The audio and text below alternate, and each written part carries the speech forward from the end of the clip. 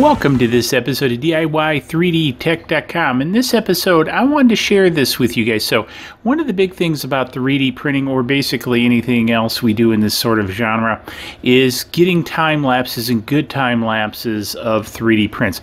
I'll run some up in the corner that I've shot with this camera. And the reason I'm sharing this with you is I picked this camera up for under 40 bucks off of Amazon.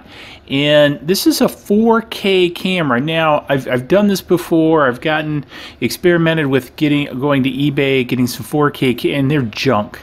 But I've been really impressed with this one for 40 bucks. Matter of fact, I bought a half dozen of them because one of the things that I want to do is obviously to produce this channel, I have to shoot a lot of video, and I do a lot of things mainly on the weekend and at the same time, and then just kind of split it up and release it over time. So I need a lot of cameras running on multiple printers at one time. So I needed a cheap solution. I have been using some other cheaper knockoff cameras, as well as some expensive Ricoh cameras and Canons and that kind of stuff.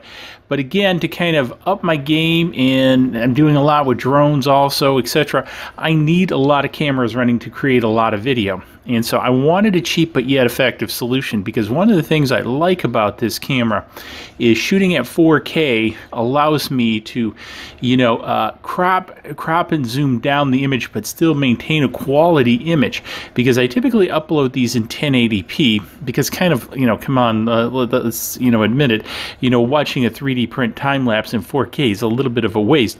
But what happens is this 4K allows me to frame far better than I could do just shooting in 1080p originally.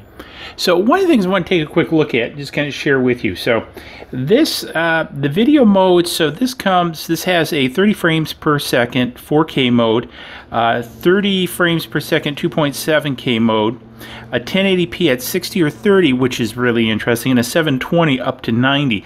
So this is great too if you want to shoot some slow modes. I've been experimenting with that for a little bit. I'm not quite ready to share my work on that yet, but it's very interesting. So I like that functionality.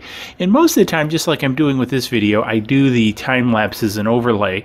So 720 is perfectly adequate for framed picture-in-picture video. So that's working out really great for me too. So I really like all this different features. Now, the other piece is, what was I going to hit at down here? Again, it's got a ton of features. Oh, the time lapse. So it's got a built-in time lapse, which really works well. And again, you can kind of see it in the pictures I'm running. I typically run it on a 1-second time lapse. It depends upon the length of the print, but the time lapse works very well. Also, the depth of field on this is pretty good. So as you can see in these, I can get the camera relatively close and still get some really good images out of it. So again, I've been pretty happy with this. And the other piece that is pretty cool is batteries and chargers are cheap. This is actually a dual charger. So I've got this, I think this was like 13 bucks.